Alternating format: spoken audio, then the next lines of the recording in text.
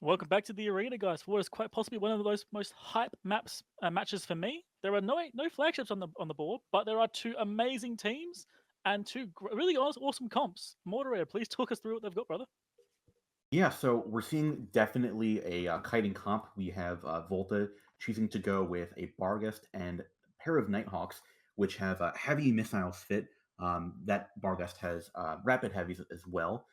Scimitar, Orthros, Hyena, and that Jack Duck Horde that's been seen throughout this match with rapid light or lights as well.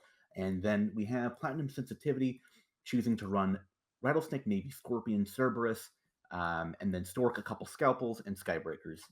Yeah, and by the way, I think hold on, give me a second, double check. Yep.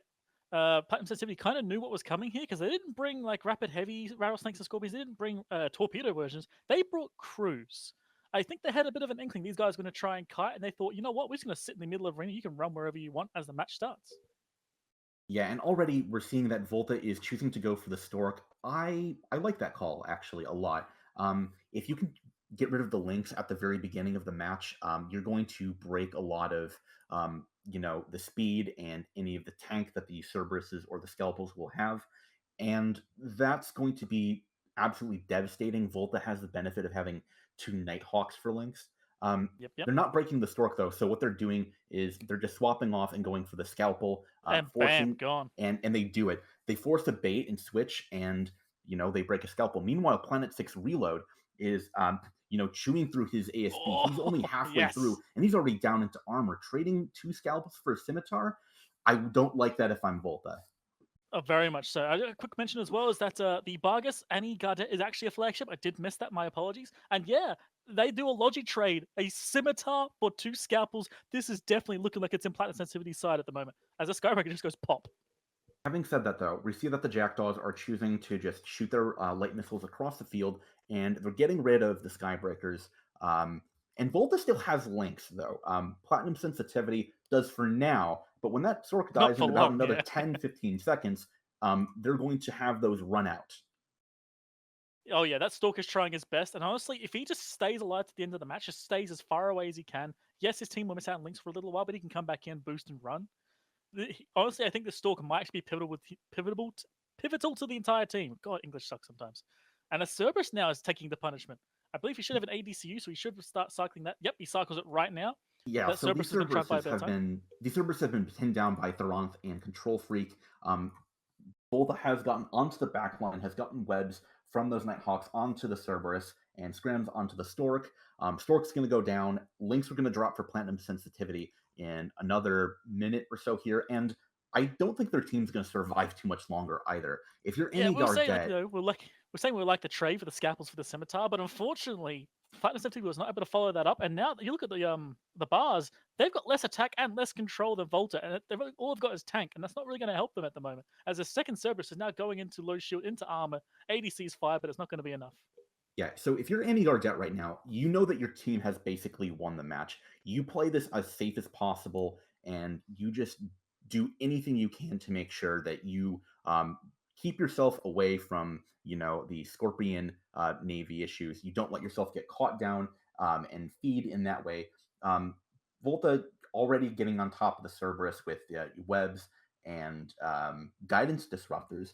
I can't help but feel like these jackdaws who are running those guidance disruptors knew that Platinum Sensitivity was going to run something like this, or had an inkling that they would be matching up against that. Yeah, missiles definitely seem to be prevalent to the moment. I had a good guess. Also, quick shout out to TikTok and Crazy Vania. They were versing three rapid light Cerberuses, I believe at least they were, and they're still alive, no issues. So bravo for staying alive, being able to be a good use to your team. That honestly is how you fly frigates in the AT.